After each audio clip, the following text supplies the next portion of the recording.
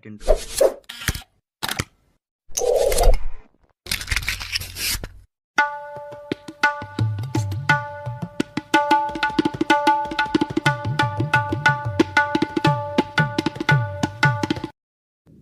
तोंडाला चव येण्यासाठी करा हा घरगुती उपाय. नमस्कार, आरोग्यदाय आयुर्वेद या यूट्यूब चॅनलमध्ये तुमचे स्वागत.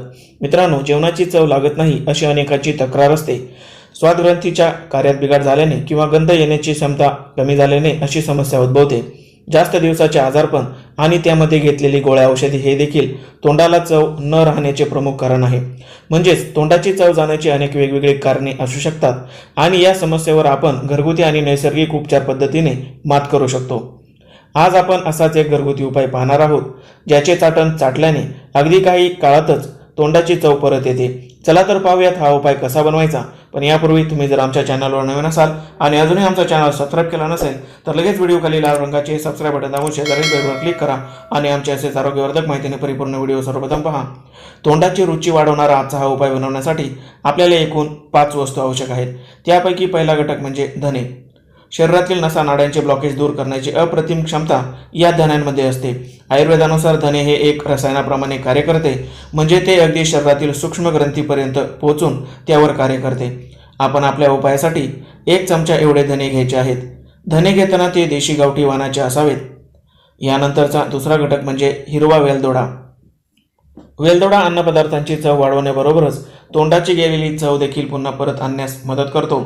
आपण 2 वेलदोडे आपल्या उपायासाठी वापरायचे आहेत. यानंतरचा तिसरा घटक म्हणजे मिरे.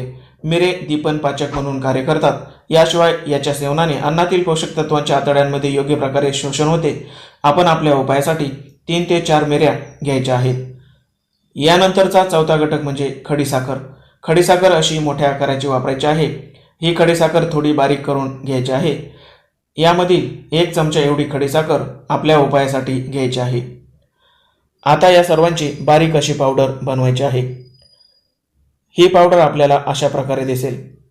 या पावडरपैकी अर्धा छोटा चमचा एवढी पावडर आपल्या उपायासाठी घ्यायची आहे आणि उरलेली पावडर एका हवाबंद डबीमध्ये पुढच्या वापरासाठी ठेवायची आहे. आता आपल्याला आवश्यक आहे देशी गाईचे शुद्ध तूप. तूप वापरण्यापूर्वी ते हलके गरम करून घ्यायचे आहे.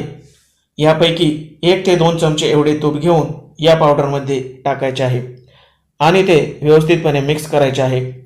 मित्रांनो, मागे सांगितल्याप्रमाणे जवळजवळ सर्वच घटक आपल्या घरामध्ये उपलब्ध असतात.